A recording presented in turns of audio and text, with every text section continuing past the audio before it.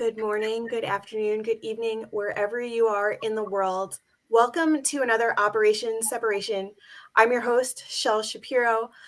With me today is my special guest from across the pond, Jennifer Merritt. I'm excited to have this conversation all about believing in yourself.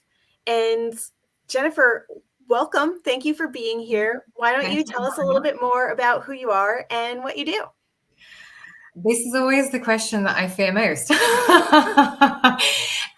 which gives you an insight into some of the challenges I've had with my own self-belief. But I'm Jennifer. I am a corporate leader of 20 plus years. And I also have my own company, consulting and coaching firm. So I support businesses with change and transformation and individuals with their personal development, particularly women in the corporate world who are looking to overcome barriers that they struggle or have to lean into themselves, organizational and societal, in order to progress their career with more ease and ascend into senior leadership, because heaven knows the world needs more women in the C-suite leading countries and companies. So that's kind of my mission and my business. Who am I, though? I'm also a mum, a wife, an MS warrior, diagnosed with multiple sclerosis over 10 years ago now. I love running and time to myself and wine and pasta and all the good funs outside of, there's a personal side to me as well as the professional, which I think is also important to share as well. And I'll probably come across in some of the things that I share today and talk about. Hopefully that's a good intro, Chelle. Yeah. Oh my God. When it comes to believing in yourself, I know you've struggled with this a lot in your personal and professional life. What would you say, prompted you to be on this mission to help other women ascend? And did it come from a personal place that you experienced? Yeah, it did. And it's come from multiple, not just one. So we're diving in deep before we can get anywhere. Yeah. So really, there's kind of two levels to my story, in that helping women ascend into good leadership. So I'm passionate about men, women. I don't, regardless of gender, in good leadership, exceptional leadership, because throughout my life, and even going back to a child, I have found my life suffered from absent or destructive leadership. And so it's something over time that has caused me to realize it shaped me a lot about who I am, both the good and the bad, and the things I've had to overcome in later life. But then it also gives me the motivation and drive to share those insights, i.e. from either watching bad leadership or the things I've learned from good leadership. So that's really kind of what drove me into supporting women specifically, and in corporate and ascending to the top, because I think women have got so much to offer. And one of the things I think women suffer from, it's not completely unique to women. Men also suffer from this as well, but I've seen it more so predominantly with the women that I have worked, which is why I've niched down to work with women on this, in this subject. Yeah. is limiting beliefs, imposter syndromes, perfectionism, behaviors that are driven from root cause of not having as much self-belief. And some of that comes, I think women suffer from it more because we've almost got like ancestral links back to women's roles, what we should and shouldn't be doing, and suppression. And unfortunately, these things, and even today, there are biases, there are problems that even unintended. So the way the language we use, the responses we give women if they're being assertive, the word bossy is something that I think we shared about. Like, I caught myself saying to my daughter, "Oh, you're being so bossy," and was like, "Oh my God, I've just said and that's a way of programming our children, and something we want I'd like to try and change." But I mean, it gets very scientific and complicated when we say into the psyche of the brain. But rewind a little bit. that, self-belief in women in many of our roles, but particularly in corporate, which is very male orientated and still is quite male dominated when we get to the senior leadership, it surfaces in so many different ways. It can surface, so perhaps to shine light, like what does a lack of self-belief perhaps look like? Because interesting, I think, is it's a good concept, but what does it actually mean on a day-to-day basis? Yeah. And I think it can, just to give some ideas, it can mean not speaking up when you have really good ideas or thoughts. It can mean perhaps not even showing up sometimes if you're uncertain about yourself or how you're going to fit into a meeting. It can be a compulsion to prove yourself or to overwork and to give more than you need to, or people please. And these types of behaviors, I think a lot of people probably go, oh yeah, we resonate with those labels and those behaviors, but don't always, me too, don't always connect it back to. And there are many root causes, and I'm not saying there aren't other aspects, but the common road back to believing in yourself. And one of the most powerful things and threads and themes with the women I've worked with is, and myself and people that I speak to and come into contact with on a regular basis, is when they work on their own self-belief and their own self-worth and can stand in their own power, whatever that looks like for that person, life becomes easier, work becomes easier. There's less internal resistance to speaking up in a meeting or asking for more money or saying no to things that are not your responsibility, or, it's going to overload you, need you to work extra hours. And there's some simple examples, but they can be quite challenging things to do when you don't have that belief in your worth and you don't have that confidence to be able to speak up or say those things. And that road takes you, and I think we both have similar or can resonate with this, and that road's just a slippery slope towards burnout. So I want to just ask, because I am guilty of not always believing in myself. It is a slippery slope, because on the one hand, I'm doing my best, and I'm going to put this in my own experience terms, and I think a lot of people will be able to resonate with that. Sometimes even when I think and even feel that I'm doing my best, I'm still second guessing myself, and that takes me out of the driver's seat of my own life, and it keeps me people pleasing or doubting myself or not looking to other people for validation and answers. It keeps me feeling very alone, even in a room when I feel super supported. It's weird that I can feel super supported and have people around me and still feel like I have no clue what I'm doing. People are going to find me out, that imposter syndrome. And so I can feel this on so many levels. I can also realize, I swear there's a question coming here. I can also realize and recognize that this was programmed in me from a young age. It didn't just start in my adult years, because as you said, there's this stigma and the conditioning of women historically to be seen and not heard. So advocating for ourselves, speaking up, and standing confidently in who we are instead of shying away from it or taking a back seat or just being the body in the room. I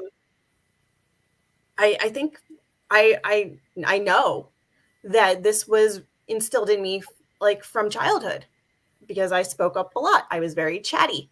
Not necessarily, I don't remember ever being called bossy, but I remember I had a nickname at one point, which was Shelly Telly, because I would just not stop talking, and I would be rambling about all the things and kind of blowing up people's spots if I a regular kid, you didn't do that, you did this, how come you're over here saying this? And I would kind of call people on their shit. without knowing that I was doing that because I was just a kid. But I know you mentioned that you were surrounded by toxic or destructive or absent leadership throughout different parts of your life. Did you feel that at an early age too, or was it different for you? Yeah, I think so. One thing I think is really good to draw on is trauma. So things, as you were describing then, as kids, there can be, you're programmed, or as we're growing up, the things we hear, the things we see, the experiences we have program us. And it doesn't, I remember listening to my mentor's podcast, and she described it beautifully in big T's, little T's traumas. Just sometimes this, we associate trauma, things that are terrible, to be like abuse or physical or emotional, or something quite terrible that's happened to somebody, or grief. But actually, trauma can occur when you have any overwhelming emotional response to something, which doesn't actually have to be a really traumatic event. It can be smaller things. The example of someone doing really well on their maths course, I get 80%. Well, what happened to the other 20? Comments like that can cause feelings of inferiority. For me, I know that's not something that I experienced, but something that I've come across as a really good example. Other things can just be the language we use, or behaviors that we're experiencing, how actually body language and dismissiveness can make us feel not very worthy. And I think something that, and now as a parent myself, I'm so consciously mindful of, like, even when you're busy, even when you don't intend to, being conscious as much as possible to not generate those feelings, or overpraising as well. So something that can trigger imposter syndrome in some people is being told they can do absolutely anything in the world, like, and almost not feel they have to do any hard work. And then the first time they go and try and do something and fail, like it's such a traumatic event, because they've been told or given all the tools and the support to be able to do it. Letting people fail early on in their life is a good thing, because you learn that sense of resilience and values to keep pushing forward. So I think that's really good for people to be mindful of how you're programmed, and how actually there can be nothing wrong with you. You've just experienced life and certain life events. They don't have to be overly traumatic, but they may have caused a traumatic response in you at the time, and therefore stored emotions, feelings, and responses that then you have later on in life. If you continue to have them and you don't lean into them and break them as a habitual response to actions and situations in a later life, then that's when it can cause you so many more problems. So I suppose essentially what I'm saying is everyone's damaged to a degree. It's just how you then handle that when you're older, and how you lean into those behaviors, so how they exhibit themselves. And if it doesn't cause you any problems, then don't worry about it. But if you're working really hard and neglecting your family and neglecting your own needs, and your health is deteriorating. And I think one of the paradoxes for me and this kind of comes from a lack of self-belief, but then the behaviors that come from it, is you work harder and harder and achieve less and less. Like, it's just like a graph, the harder you work, the chances that your performance is sliding off the back, your decision making is becoming poorer, just general performance decreases. So don't do it. It's not really getting anywhere. And that's where we get into that spiral of just trying, clambering really hard. And I have been there. Yeah. To get that next deliverable, to just meet that next mark, to just do that next thing. I must just do is like a phrase that I used to sort of say to myself all the time. And it's still there. Like, it's probably worth me sharing my burnout story, because it's probably quite a good one in terms of a full circle. But even now, in the last few weeks, I've been building some resources, and we had a conversation. I was like, ooh, I'm going to be really mindful about some of the language I'm saying to myself, and the amount of hours that I'm working, some of those little warning signs to say, I'm working too hard. I'm doing it, kind of falling into those early patterns that then eventually makes us, slide off exponentially towards burnout. I just feel like we're rabbit warring, Shell. I don't know if I've answered the question. I've Yeah, you did, and then you were kind of reading my mind because you jumped into something that I was about to ask you. So thank you for doing that. So I'm going to ask you about your personal journey a little bit more because I think this is relevant. Um, you're talking about like the rabbit hole that you go down when you keep pushing and you keep pushing and you just do the thing and get to the next thing. And this is part of your burnout story as well, and related to your MS diagnosis. Like you shared a story with me not too long ago when we chatted about how you were giving a talk at a company, and like when you left you weren't feeling that great and you had to hop on a flight back home, and you were not feeling great on the flight and you pushed through, and then when you got home you recognized that something wasn't quite right. And I'm summarizing this, you can go into a little bit more detail as necessary. And then you like things dramatically got like a little bit worse at once you actually like went and like took care of yourself and got medical help. And I think it's so important to let people in and see this side of you, and because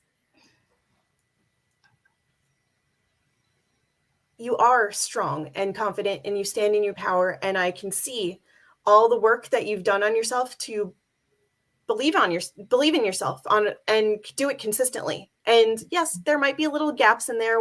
Self-doubt rears its ugly head, or you second guess and go back down and like, what am I doing? But like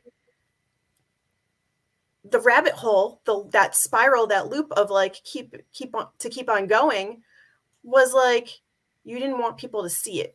You didn't want people to like feel what you were feeling or like jump in to help you. And I think I had asked you on the plane, how come nobody like stepped in to see if you were okay? And you got really good at hiding it. So my question is, how did you navigate that? How did you navigate, like, and did you know that you were hiding it? I've asked you this before. Like, did you know that you were intentionally hiding it, or is it just something that like you were like pushing through to the next thing and like I'll take care of myself when I get to it? It's I was in complete denial to myself, even in terms of how much I was pushing, how hard I was pushing, how stretched and threadbare I was. Even before, because I'd started that job quite like within the few months before this happened. Even lying in the hospital bed 4 days or so later with a consultant saying, I can't discuss discharge with you because you're very, very unwell and we've been monitoring you for organ failure. And I couldn't grasp how seriously unwell I was. And all I could think about then was, what would they think at work? I've only been there 2 months. I've got all this stuff I need to do. Can someone just bring me a friggin' laptop? And I can laugh about it now, but it's not funny. And even that, it took me a week. I came out of hospital, I worked from home.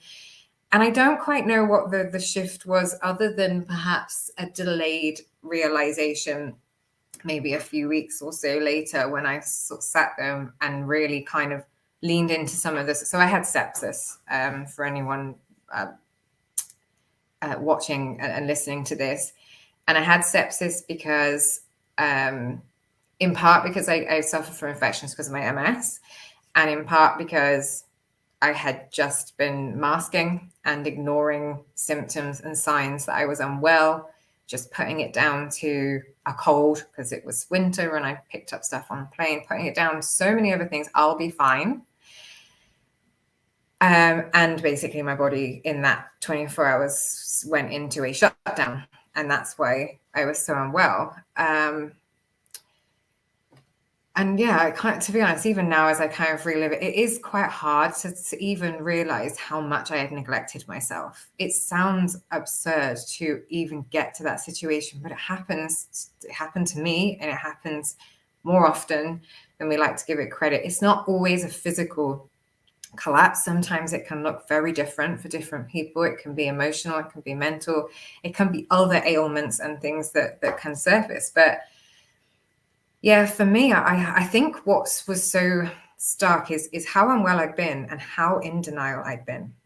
I did not take any warning signs. The previous year, I left a role in the August and I took a break. Kind of took a break because I did burn out and because things had come to an end with that project, and there was a lot going in our lives. So it wasn't just work, it was personal things and work pressures as well. And I think sometimes we try and compartmentalize those far too much. We are one person. You cannot split yourself and clone yourself to be in two places. And when things happen in your personal life that cause volatility in terms of your emotions, unsettledness, uncertainty, it can affect how you show up at work, and vice versa. I took that break, but I didn't really learn any lessons. I took a little bit of a break, but it wasn't long enough. I had burnt out effectively, and then I didn't take enough time to recover. I didn't take enough time to really heed or analyze like what I was doing wrong, what behaviors were consistently happening for me to be overworking and burning out. And it's beyond just the behaviors as well. It's how I feel in myself. And when you haven't got a lot of self-belief, when you're trying to prove yourself and your worth, seeking validation and permission at every turn and every decision that you're trying to make, because you've got to a point where you feel so uncertain about yourself, a little bit lost and confused, even though you think you know what you're working towards.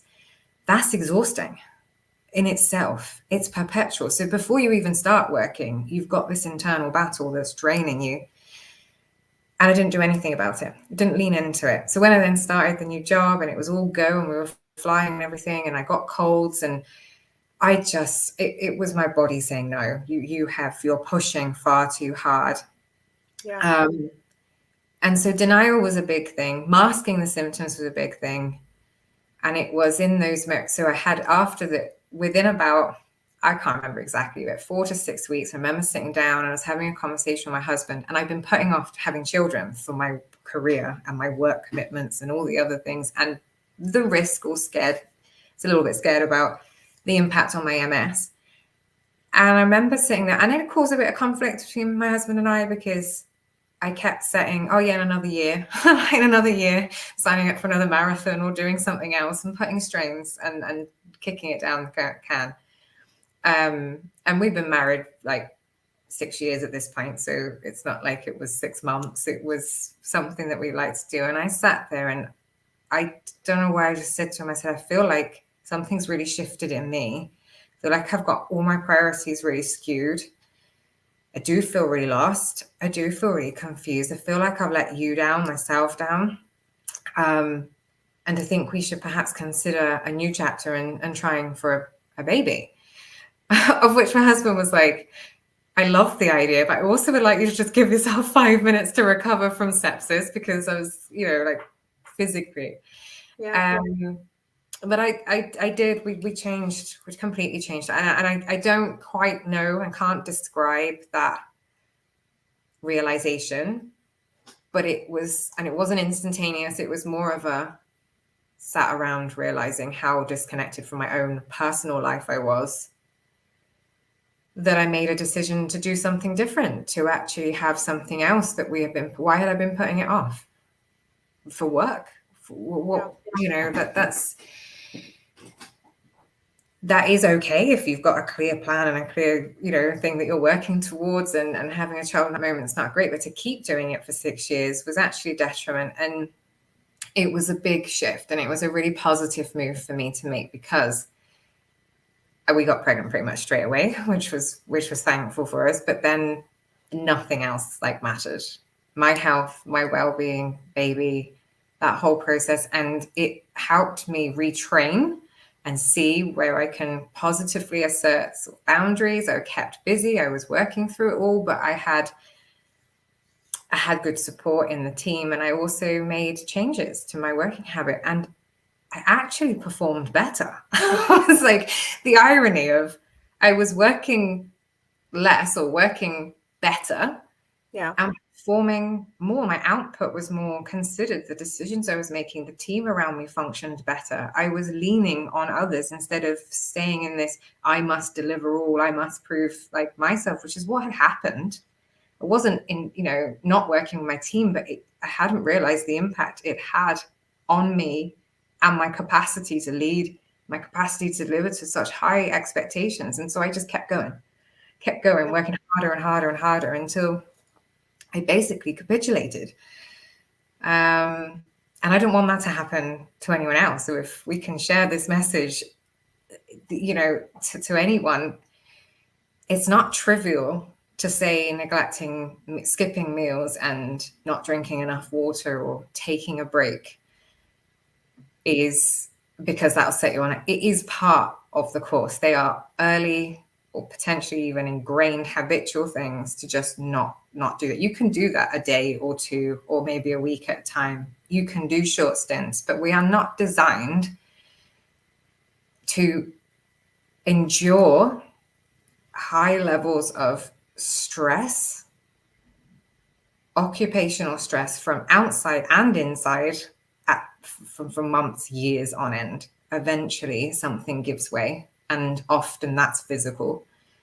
But it can also be mental breakdown or sort of emotional. So anyone listening, heed the advice, it's real and it's dangerous, and burnout isn't just this strange phenomenon. It is a real thing. So yeah, just highlight that or give that spotlight to it. Yeah. And part of it also is the need to overwork to prove your worth. Mm-hmm. And I and you didn't need to prove anything, not even to yourself. Like, you could just show up and have the day you're going to have, and if things get done, great, and if things don't get done, well, tomorrow is another day. But it's that subtle shift that also your husband gave you the push that you needed to, like, take time for yourself and, like, rely on others instead of, you mentioned, like, doing it all yourself and internalizing all of it. And it's amazing what can happen when you, like, give yourself enough time to recover, separate, and come back more clear-headed, more able-bodied, more, like, able-minded, and just approach things from a different level. Because I think, and I'll give people the benefit of the doubt here, I think most people want to actually be helpful and do the thing that they're, like, here to do, whether that's as part of a team or, like, getting something done as a solo mission, like, for a particular company or job. But, like, I genuinely think that people want to not just sit idly by and let other people do the work for them and skate by. Like, so I give people the benefit of the doubt there, which maybe giving people a little bit too much leeway and credit. But what happens when strong-willed, strong-minded people like ourselves take on everything, and then there's where does the rest of the team fit in? Yeah, and that's not good leadership. So as a and you don't have to be a leader to have burnout, but I said at the beginning, something that drives me is good leadership, exceptional leadership, because that drives change. It drives positive cultures. It then has an impact on those around you and your team's prospects of burning out as well. So you're leading from the top. It's really important for that to cascade down. But yeah, I just with like that connection back to self-worth and self-belief. When you're in the mire, when you're in that spiral, maybe not early on, but as it gets deeper, as it gets very ingrained, it can be really, really hard to look up and look out and see or even believe that there is another way that this can be done. Yeah. Because a lot of the time we get told hard work, right? Everything has to be done with hard work. And it's true. Nothing worth worth having off, doesn't come without some level of hard work with action, taking massive action towards something. But hard work doesn't necessarily mean selling your soul to corporations. Like, it doesn't mean that it doesn't have to be boundaries, that some things can't wait until tomorrow. But that's hard to see when you're just chipping away and surviving each hour and day, and something else is coming in, you've got to deliver it. Instead, saying no at that point is quite hard. But you don't have to sacrifice yourself. No, it's literally, you don't have to sacrifice. And I suppose what I'm trying to say is what it feels like to be unshackled, to feel like you can go to work in the morning and enjoy your day. Say things to yourself like, I get to do this, not I have to do this. Write done lists, not to-do lists. Just be in that sort of place where you can whatever throws up, even if it's not what you intended to be done that day, but you can feel like yourself, like you can feel empowered, you can engage with your team, you can make decisions, you can make progress, get a real sense of pride and progression out of your achievements. Yeah. It feels easy, and it feels calm, confident. I can't just free. It feels free. Like, you can unclip your wings and fly off if you want to. You can go into action if you need to, or sit back and help others, or lean in and out of where you need to. Especially if you're leading, you don't need to be doing all the doing. You need to be creating the vision, the objectives, being there to support. Get your hands dirty if you need to get over the line with certain things, but you can't lead from behind a desk where no one can see you, just churning away the stuff that your team should be doing or should be recruiting people to do. And I suppose to try and describe it so that it's almost alluring to anybody who is living in the lane of burnout at whatever stage of that spiral, and that there is an alternative route. That doesn't always mean you stay where you are. Sometimes that might mean change. It might mean leaving your role. It might mean deeper healing. There's all sorts of journeys that people will go on to step out of the burnout lane into, I want to say easy lane, because it's still hard. Running my businesses, I was expanding that out into coaching and all the things I've done. It's probably one of the hardest things I've ever done, to actually dig in and do. But it doesn't feel like work. I have flexibility. I lean into it and out of it when I want to.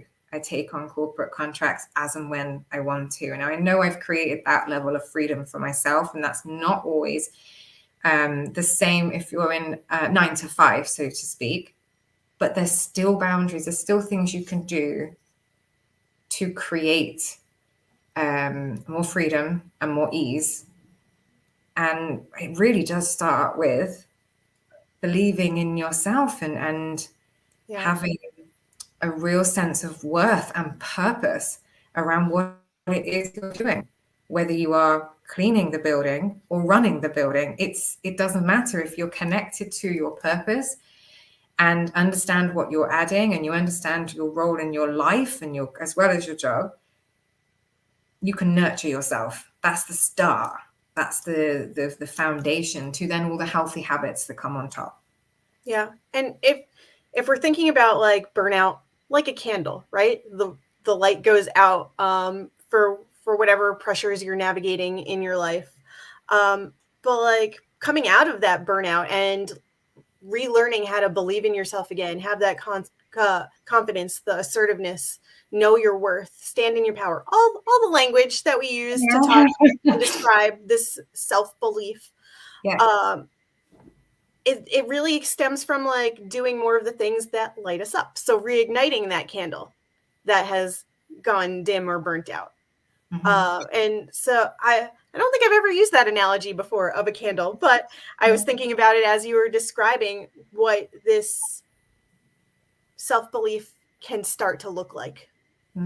For me, the self-belief comes and goes because I'm still working through things, and it's not very consistent at the moment. And I recognize that I've not been believing in myself as much as I feel like I could.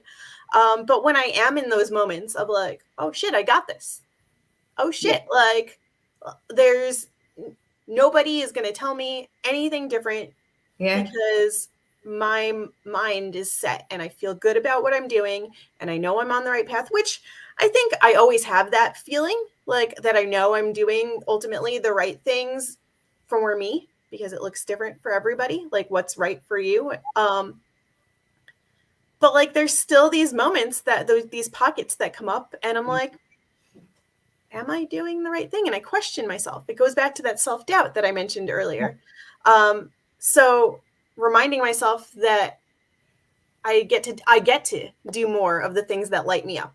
What am I going to do today? Well, I don't know. What do I want to do today? Do you know what? It's I because you've just described being human. I think that's the reality. What? We ebb and we flow, and I really strongly believe that if you are not questioning, if you're like unshakable self-doubt, we see this right banded around, or unshakable confidence and all that sort of stuff. Baloney, right? If it's unshakable, you're not growing.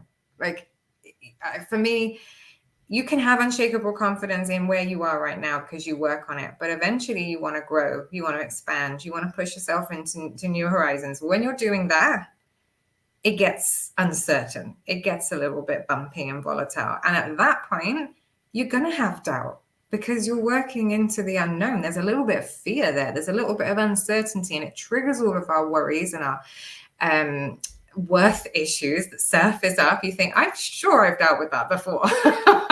And then it all comes back up and you realize you're accessing a new level, and that's when you lean into it. So I don't think, self-doubt, there's room for all emotions all of the time, and I don't think that you can eradicate perfectionism, imposterism, self-doubt. These are things that form part of us, just like anger and happiness and all the other things that come as part of our emotional spectrum. But we learn how to manage them, use them, leverage them, lean into them at the right time, and be aware of them. So if these things surface, it's okay to go, now I still get it. If I get too comfortable, I almost think, what am I need to do next? I haven't felt uncomfortable for a while. Yeah. So I'll just do something else. And then I'll go for a period and go, oh my God, what am I doing? I've got all these things on the go. Have I got enough time? Am I good enough at that? Will anyone accept me at that? And the ants, the automatic negative thoughts that come up and start beating us up, I'll acknowledge them, box them, journal them, lean into all my good stuff like meditating and yoga, like all the stuff that may have slid because I've been busy doing, pushing, moving into a new zone. I then pull back a little bit, kind of tap into my feminine energy and my creativeness, which I'm not very good at. Like I love doing these things, but I like also doing, pushing, being in a place where I'm making stuff happen, where sometimes you have to lean back and just balance the scales a little bit. And yeah, I think it's absolutely okay to have self-doubt.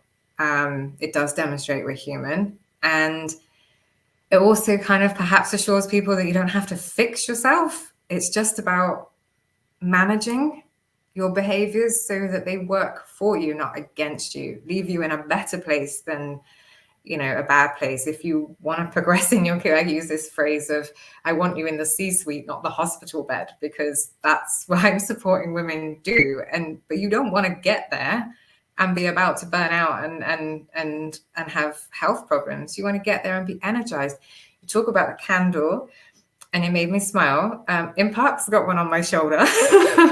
And in the other part is because one of the ways I describe an intangible result when I have worked with women, or even how I can describe how it feels to me inside out, is glowing.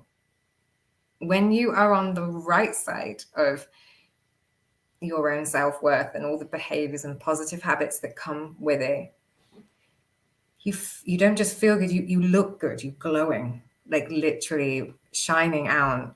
You become magnetic. People are drawn to you. That's why things become quite easy as well, because you're able to attract as well as influence. You know, you kind of, there's so many positives that aren't overly tangible, but are life-changing to somebody who is waking up at the moment and going to work dreading what they're going to face, anxious, worried, exhausted.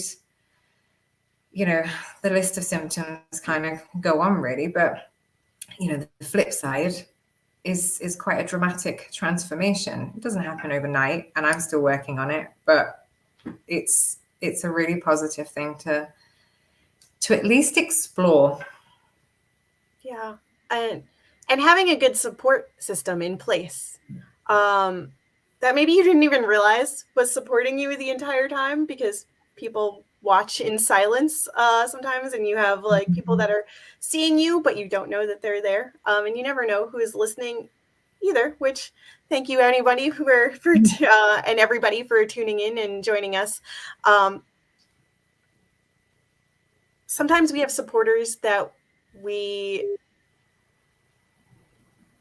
really like I'm so grateful for my supporters and my friends, and I'm horrible at asking for help. I'm really bad at like saying when something is wrong. I'm vocal about things once I do, but like, and then you can't shut me up. But I'm not always so good at being like, I'm not okay, and I could use some support or help here.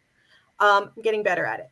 But where I'm going with this is like, over the last few weeks that I've been on this extended journey, if you will. I'm not going to, because I've been on my transformation journey for the better part of 3 years now. But like I moved across the country. I'm figuring things out. It's a different kind of discomfort as I like navigate through that and things change. And I've had friends that have been like, "Are you okay? What can we're here to support you. Let us know what we can do to help." And that was completely unprompted. They just noticed that I might need something.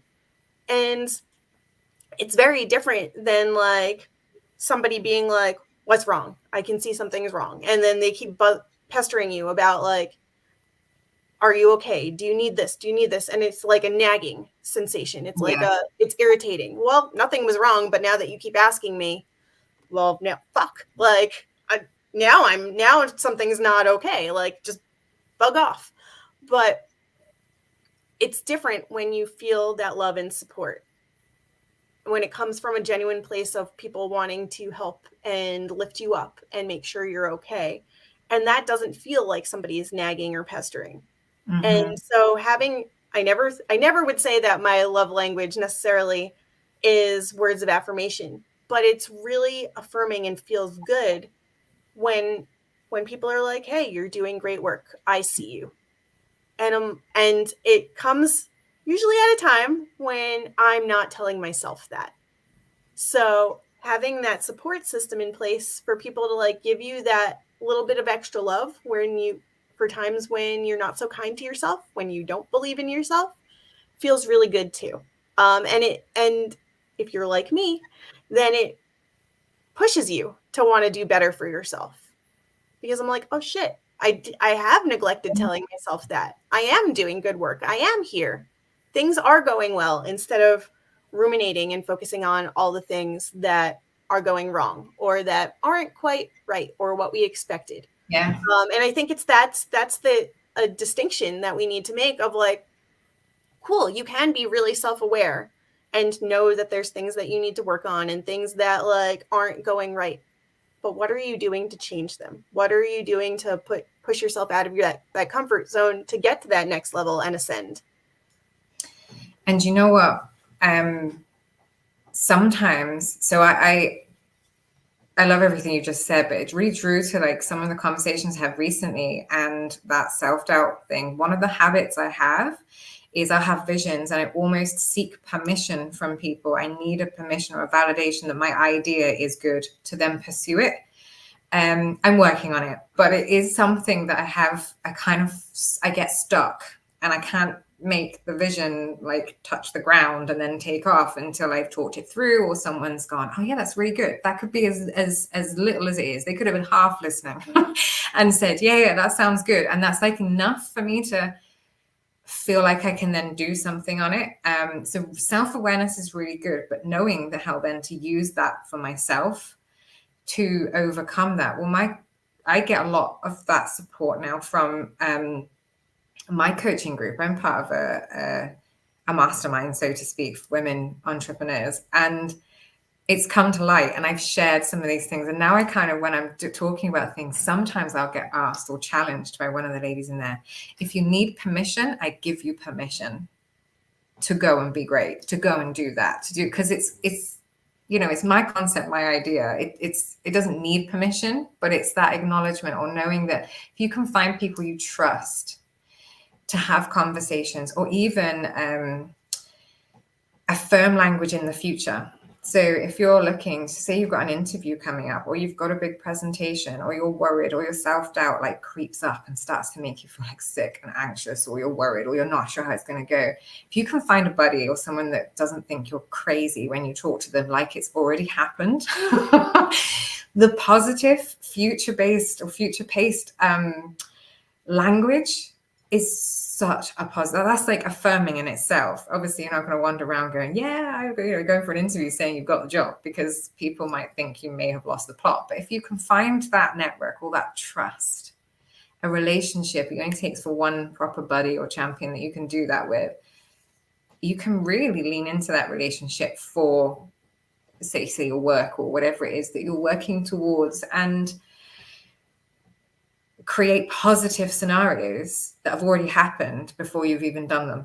And it's like a mind hack. You're just hacking your brain and saying it's going to happen, it's going to work, it's going to be this. And it's not just a positive thing you keep telling yourself. You talk to someone as though it's happened. So or currently happening. Which brings us back to, like, I was chatting with you in the comments before this morning's live or this evening's live, wherever you are in the world. And I was joking around being like, well, because you're literally like ahead of me time-wise. Like, it's your Monday afternoon, evening, and I'm just starting my day. You're literally in the future. And so I was making the joke of like, how do you stay so present in the future? But like, you've just brought it back to that. And I said it as a joke, but it's true, because if you can just believe in yourself enough, give yourself permission to believe in yourself, and know that you're doing the right thing, that you're on the right path, that you've set the right wheels in motion. And if they're not the right wheels, that you have the freedom to then shift and change accordingly. But if you believe that you're already doing the thing, or that it's already happened, then you can stand in your power and your confidence that much more to be like, all right, what would need to happen for me to actually get this, for this to be real, for me to, people use this term a lot, manifest the things that you see in your future. Well, if you already are talking to yourself like they exist, then it becomes real, because you're doing the things and taking the action to make that happen. It's not just manifesting out of thin air. No. If you manifest by looking, I did a blog on 4 vision boards done right, or something like that, or 4 things that people don't tell you about vision boards. And I kind of like, I like the concept of manifesting. It is a different way of talking about visualization, and it's something I've been doing, and most corporate people and that will have been doing through their entire life. Because if you're setting strategy, objectives, goals, then you are visualizing something in the future that you are then working towards. I think manifesting is a cool way of saying that. It's a cool way of saying that. But a lot of times you'll manifest, like, do a vision board, think about your future. If you don't take action or work out what the plan is, set goals appropriate to that manifestation, then you're not going to get very far. You're just going to think about a very nice dream. And it can be a loose plan too. Like, it doesn't have to be a very like, this is that we're doing this in this order and this time and by this date and like so and so. Like, just, okay, this is what I could picture for myself happening. I've And had then, to I've had to yeah, shake off the so for me, I have a real conflict between the real logical planning strategic side of me and then the creative engaging communicating. When they work together, they're like powerhouse. When they're against each other, I'm a mess. So I have to work on them together. When I write to-do lists and really detailed plans, which completely make my heart sing, like that makes me really happy in life, I then get stuck doing stuff and not actually engaging and communicating and out in my other zone of genius, so to speak. So I've learned how to actually write leaner plans, leaner goals, and work more on like feeling into what has to happen next in order for that to happen, which changes on a day-to-day basis. So yeah, sometimes I'll be like, what do I need to do today? What do I feel like doing today that will contribute towards that goal? Because when you make yourself do something, you're not fully brought in, and then it's not going to get quite the same result. Whereas when I kind of feel into it, I'm in the right energy yeah, to do that activity, and then I get so much more result from it. And the same you can do at work within reason. Sometimes there are deadlines and big things, bigger plans than your own work, because you've got organizations, departments, cross missions and stuff like that all need to hang together at a certain time. But you can still work out on a day-to-day basis, what can I do now to get me ahead in my to-do list, so to speak, and lean into what you feel like. And that helps me overcome procrastination, because if I yeah, have to do something, I can just stare for a very long time at my list of things to do. And yeah, again, your performance is depleted. And again, it all kind of links back to you and your behaviors and how you can be confident enough in yourself to go, I feel like doing this right now, and then achieve loads of things on your to-do list. Yeah. that's a whole different rabbit hole that I think we could go down at another time, of like how you structure your day based on like your energy and what feels good and what what would you like to do right now that's like in front of you. Um, This is my new learning. This is like stuff yeah, I'm learning now. This is stuff I'm still practicing. So I think it goes to show that you never fix yourself, you never stop growing, you never really stop your personal development. My personal development journey has been ongoing since I was born, I guess, really. We're always developing, but really kind of kicked off. And I'll be mindful of time and there's like rabbit hole, but it's after I was diagnosed with multiple sclerosis, because I really had to dig deep and lean into fear and lean into other people and support and doing all the things that I didn't want to do, because I was unwell. I was scared. I was behaving like I was already in a wheelchair, my worst fear, because that's what it had done to me psychologically. And I managed to get out of it. I managed to seek help, lean on others, and take action. Started running and doing wonderful things to progress and to move forward in my life. But ultimately, that's where I really started my 360. Like, I need to work on my head, my heart, my whole being, in order to have the best chance of this not progressing, and getting the better of me. And that's 10 years, well, more than 10 years, 11 years ago now. And so I think it goes to show, like, I'm just continually opening doors to become a better version of myself, another version of myself, another chapter. What can I do to continue growing? And when we adopt that kind of growth mindset yeah, about ourselves, and don't get too hung up on like the absolute end goal, but like the next goal, the next level, the next step up, we flow easier. We can take the pressure off ourselves. We can not feel like we have to be perfect, because that doesn't actually exist. We'd all yeah. be a bit dull if we were cloned perfect people. And instead of leaning into that wheelchair sentence, that like I want to say a death sentence, but wheelchair sentence for you, like that's the trajectory that you thought you were on, and you weren't okay with that. And so you've leaned into what's the next step that I can take to make sure that doesn't become who I am. Mm-hmm. And I love that. because you could have easily gone down that rabbit hole for a really, really, really long time of like, well, this is what's going to happen. So I might as well just own it. And like, this is who I am now. This is what it's going to be. And that's all that it can be. But you've kept your mind open to be like, okay, here are some things that I can do to change the way that I'm living and acting, reacting, feeling, taking care of myself to go down a different path and keep that at a distance so that it doesn't become something that I don't want it to be. So I love that open-mindedness, because when we talk about, you mentioned that I'm connecting a lot of dots here all at once, so bear with me as this unfolds. You mentioned that your doing side and your creative side are sometimes at odds, and like when they're a nicely like well-oiled machine, like everything flows and it's great, but like sometimes they fight against each other. And when a lot of times the conversations that I'm having are people that tell me that they don't feel like they're creative at all, and I'm like, that's because you haven't opened your mind.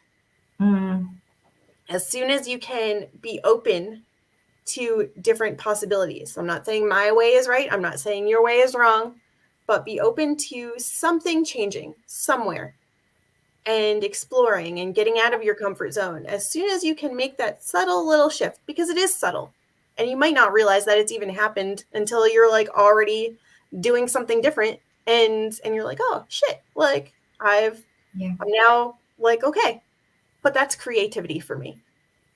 It's thinking outside that box, that bubble that you've put yourself in, that limiting belief that like, this is how it has to go, this is the only way that it can go, this is the sentence, this is what's going to happen. Well, no, if you don't want that to happen, do something to change it. And that open-mindedness, that creativity is what takes people to the next level. And then you can make all the plans you want to do this and get those parts of your brain together. That cyclic kind of motion between the doing, this planning, the trusting, the believing, that whole process of then realizing whatever you've been working towards. It's that sort of level of action, start with action, move through it, and then kind of surrender to the results at the end. Like I think open-mindedness is another way of saying, you know, there are possibilities, that you could believe that there's a possibility of an alternative route, and just a glimmer of belief, not necessarily in yourself, just that, but back to belief in that. If you can believe that it's possible to achieve something different or create a different outcome or create a different life, then you're telling your brain subconsciously, like, let's explore, let's be creative, let's take opportunities when they arrive. Like, you just open things up instead of being closed. Yeah. And I guess really what taught me from my like the detailed story about how I went into fear and what was holding me back is the kind of, I think you kind of like phrase, or the saying is, you're like one decision away from a completely different life. And it's just like train tracks. You're just making different courses. Every decision, everything you do, you're just changing slightly. But if you consciously do that in a positive way, then you'll create a more positive life for yourself. Yeah.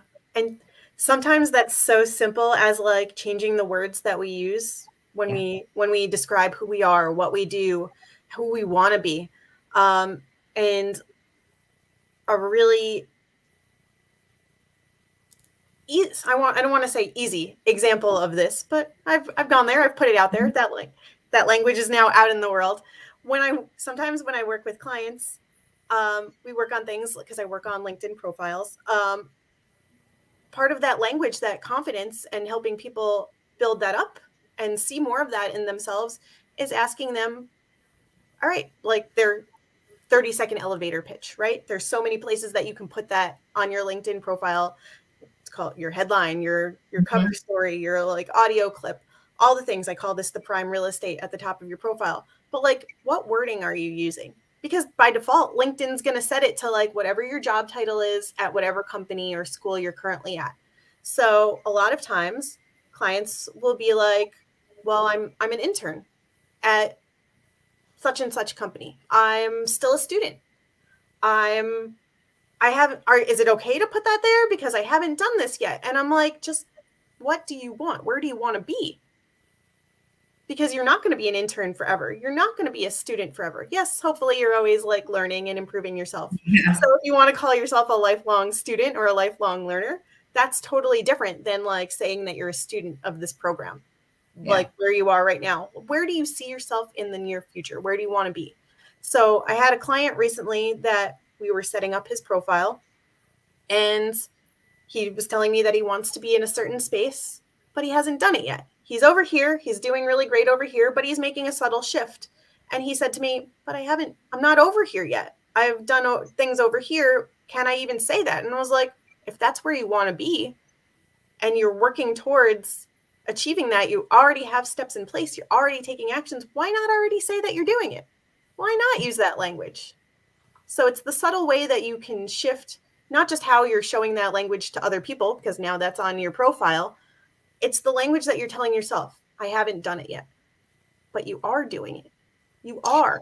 It might not be what you envision yet, and maybe that's going to change a little bit over time as you figure things out, but you are doing it because you're not stuck. Mm-hmm. You're not stagnant. So just own the language that you tell yourself. And if that language is negative, of course, like it's not going to feel that great. So how can we reframe that so that you feel good about the work that you're doing, about whether that's personal, professional, internal, external work, wherever you're at? How can we reframe that language of who you are and how you speak to yourself? Because people are going to see that, right? People are going to like tap into and feel your energy. And I think astoundingly, like I can't remember the exact stats, but of our thoughts, 80, I think they've got a band, but say it's 80,000 thoughts a day we have. I think it's something ridiculous, like over 70 or 80 or 90% even of those thoughts are naturally negative, not positive.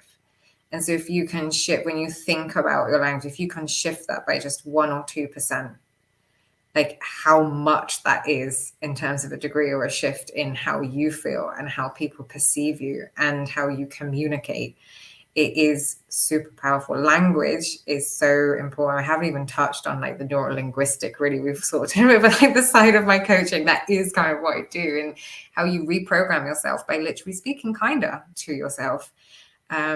Just like you reprogram your body by eating healthier foods, like good food. It's good words for your brain, and that then codes behaviors that you don't even realize then happens. Like subconscious works towards those positive words.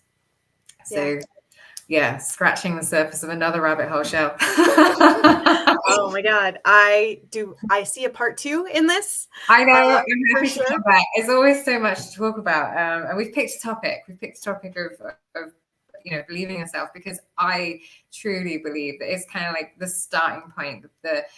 Not saying it's the devil in the deep blue sea, but it is what a lot of work I do comes back to, because if you get that right, then the strategies and the other things that we come against, whether that be facing fear or overcoming or performing better or developing your career, being more visible, all the kind of nuances to people's progression in their careers and in the aspiration to become better leaders. It comes back to mastering yourself, and first and foremost, giving yourself the nurture and the love and the praise and the positivity. Because if you start there, that's kind of like self-respect, self-worth, self-belief. Then you're gonna send that message. And I'm not an energy expert. I'm learning more and more about it, but you're also sending that vibe, that energy out. And then what you give out comes back. That's me doing law of attraction. Jen's version, 10 seconds. But yeah, I do believe in that. So don't know what the science is behind it. And I do usually like some sort of scientific explanation for things, but it generally works. What you give out comes back. So yeah. Yeah. And I don't necessarily need the science behind it. It looks nice. It's pretty like when somebody else puts it in front of me, but for me it's all about the feeling.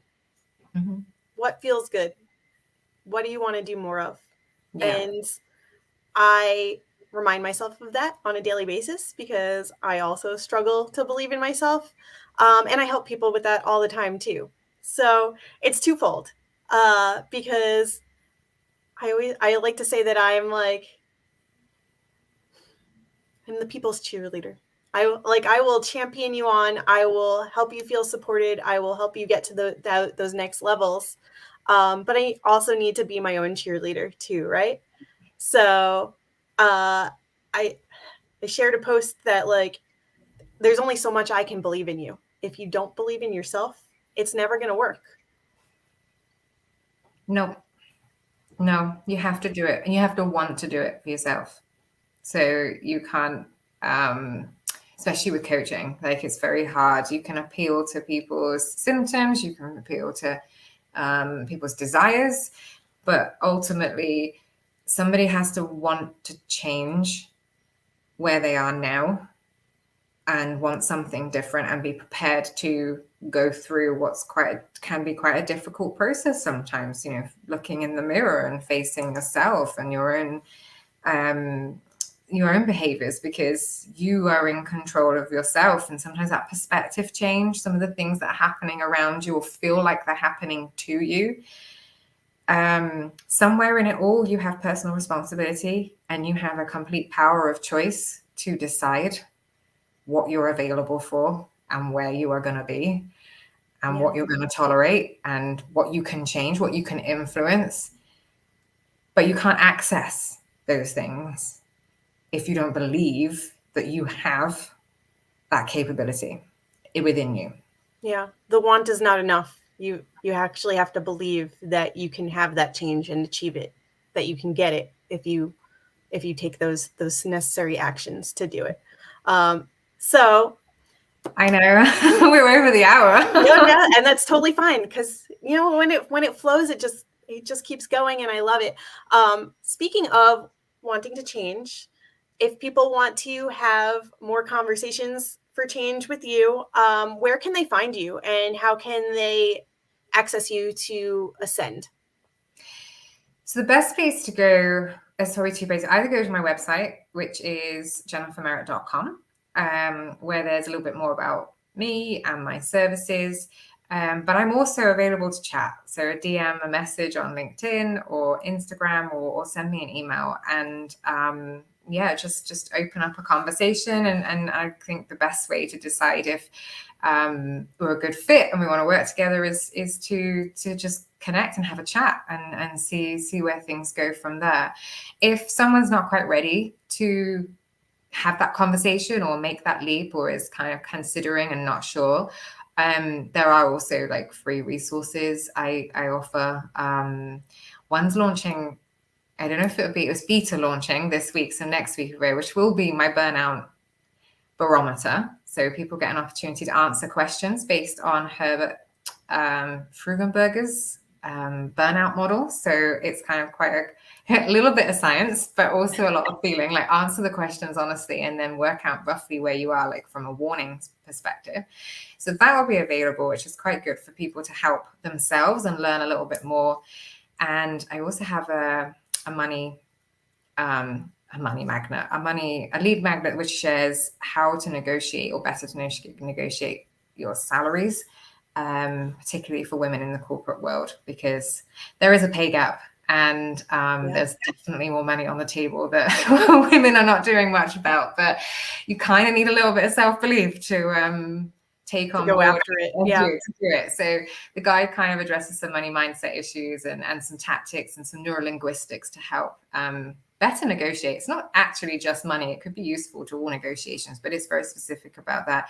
So they're quite useful resources if someone wants to go and have a look at those.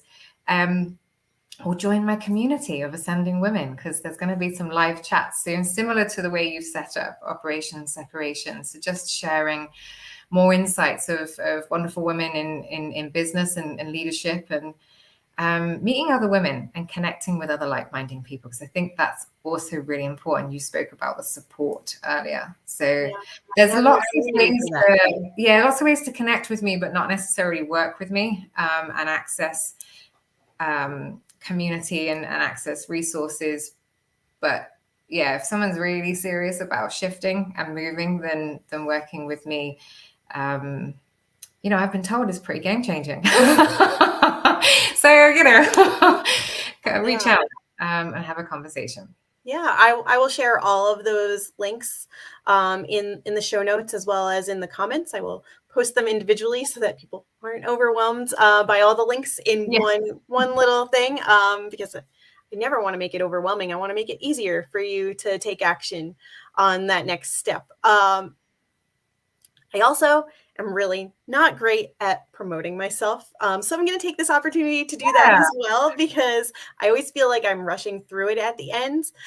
So if you like having these conversations for change, if you want to be part of them, if you are just excited to tune in and hear more of the conversations that I'm having right now with amazing guests like Jennifer, please make sure to subscribe, hit that bell on YouTube, follow Chelle Station on LinkedIn, on Instagram for more ways to separate yourself.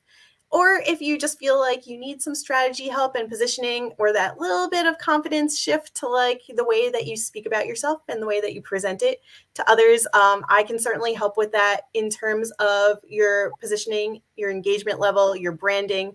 I'll meet you wherever you're at, not in the world, but mentally.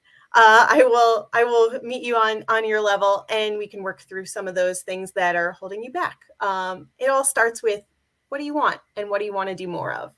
So this has been another amazing Operation Separation. We've talked all about believing in yourself today, the good, the bad, the not so great in between stuff. So many juicy bits. Thank you, Jennifer, for being here. It was a pleasure chatting with you as always. And make sure to tune in next week for another Operation Separation Conversation for Change. I'm your host, Chelle Shapiro, and this is us saying bye for now. Well, bye. Thank you.